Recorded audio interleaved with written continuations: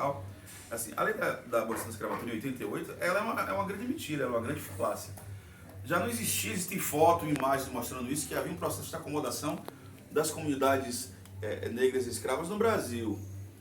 A Lei Eusébio de Queiroz, que é de 1850, já proíbe o tráfico de africanos no Atlântico. Então, ter africanos, ter escravos como propriedade, demonstrava o seu poder aquisitivo. Os escravos eram vistos como peças. Então, quanto maior o número de peças, maior o seu poder aquisitivo. Tem registros de fazendeiros no Vale do Paraíba que tinham 700 escravos. Eram fazendeiros grandes latifundiários. Mas assim, ter africanos depois de 1850 no Brasil ficou uma coisa extremamente cara. E se a gente colocar de 1850 a 1888, você tem 30... Quantos anos aí? 38 anos. Então, o tempo de vida médio de um escravo era muito baixo, muito pouco.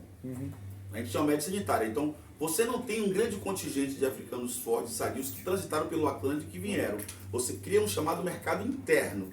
Você cria um tráfico interno. A expectativa de vida geral porque já tinha lei do ventre era de livre, 34 anos no final do século XIX. Já tinha lei do ventre livre, fora as doenças, etc.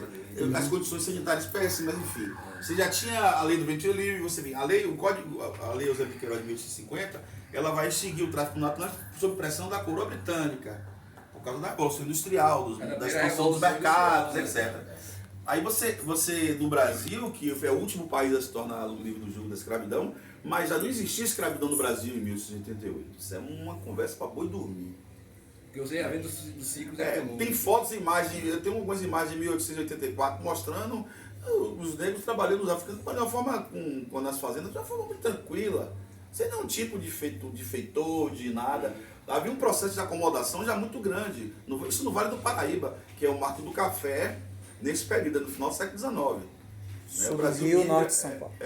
Então, não existia mais escravidão no Brasil nesse período. Porque, na realidade, você vai bater o martelo sobre isso para poder legitimar a vinda de estrangeiros para o Brasil, para a europeização da cultura brasileira. Aí você vem oficializar isso com a vida de imigrantes. Com a desculpa que vai trabalhar na lavoura, os africanos eram especialistas em lavoura. Muito especialistas. Mas agora, a gente tem uma curiosidade. Adaptados ao clima, adaptados a toda a situação. Então, mas tem uma coisa curiosa, né? Se você ler Celso Furtado, aquela origem econômica do Brasil, ele faz uma leitura de todos esses ciclos econômicos e até a questão do custo do escravo, né? Você pegar os ciclos econômicos desde ao Brasil e você vai pegando por cada ciclo econômico e que você pegava essa quantidade de escravos, se você tinha um problema naquele ciclo econômico, como você teve em vários, né, da cana, depois do café, mineração, essa quantidade de escravos ele criava um passivo para você tinha que alimentar. Né? Então você segurança, tem várias coisas. Você tinha que alimentar, então isso criava um passivo. E aí uma coisa curiosa é que quando você lê Celso Furtado, ele tenta explicar o porquê da mão de obra europeia. E aí ele traz um valor que é interessante, que é uma coisa que eu li e depois você pega outras interpretações e você observa que às vezes não tem muito sentido. Ele pega justamente essa questão. Ele coloca que o negro, como ele estava habituado a ter poucas posses, o negro basicamente o que ele tinha era aquela roupa do corpo, né, que era de algodão cru, que era... andava descalço. Que andava descalço, ele comia pouco, trabalhava muito e comia pouco. Então o negro ele se habituou a poucas economias. Então, a explicação econômica para justificar essa importação de mão de obra. Mas o Celso Furtado mudou várias vezes de opinião na vida. Ele é um dos caras que não tem. Mas está escrito. E outra coisa, pesquisar, ele quase não fazia pesquisa histórica. Não, mas calma, então para você ver a explicação. Aí ele coloca que como o negro estava habituado com poucas posses, ele não servia como uma mão de obra livre, porque ele trabalhava o suficiente para comer. Como ele comia pouco, trabalhava pouco, então não compensava. Aí você precisa trazer a mão de obra europeia, porque o europeu ele trabalhava de forma assalariada e para criar as posses. Mas ao longo do tempo no Brasil, você criou um outro indivíduo, outro elemento. Mas ao mesmo tempo, daí surge o valor da preguiça, da beleza do valor da da preguiça que os brancos. Os brancos estão Então você cria toda uma teoria para justificar. Eles têm Porque também assim. O sonho da preguiça, né? Essa teoria. São dois fatores. É a mudança de perfil de sociedade que sai do modelo agrícola, do modelo rural para o modelo urbano. Há uma demanda disso. E o europeu estava acostumado com a vida urbana.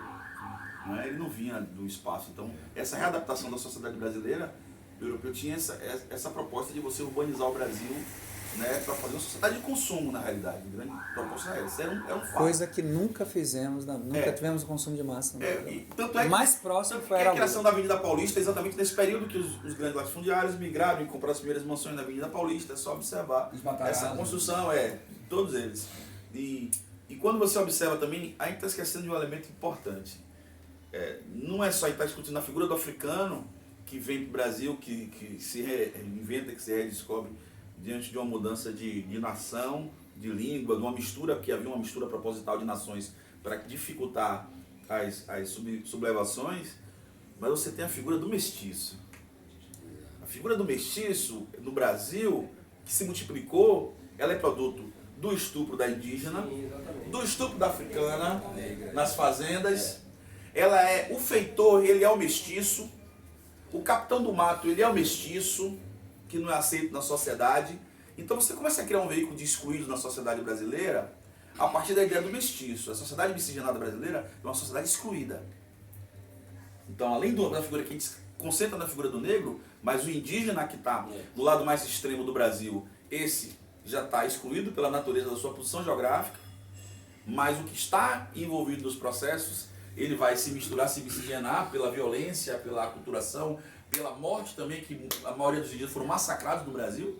Existiam aproximadamente 5 milhões de indígenas no Brasil em 1500, né? E na Europa, na América toda, a ideia dos historiadores é de 80 milhões, 70 milhões em 100 anos foram mortos.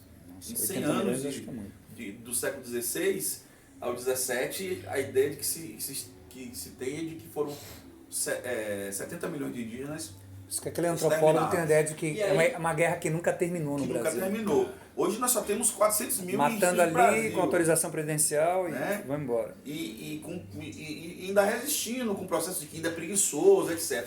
Mas quem primeiramente foi exterminado foi o indígena. Mas na configuração dessa formação da sociedade brasileira, o mestiço ele já nasce na figura do indivíduo excluído. E ele começa a se manifestar no século XIX, a partir, porque ele estava distante do núcleo familiar, mas ele era mais, mas ele tinha direito de propriedade e tudo, mas então o valor que ele vai buscar e que vai começar a se manifestar é o do conhecimento. Ele não tem a propriedade, mas ele começa, por estar próximo de quem tem as propriedades, ele começa a desenvolver seu advogado, tal. Muitos eram libertos já. Mas eu digo desses mestiços, desses que não estão no núcleo da família, mas estão ali.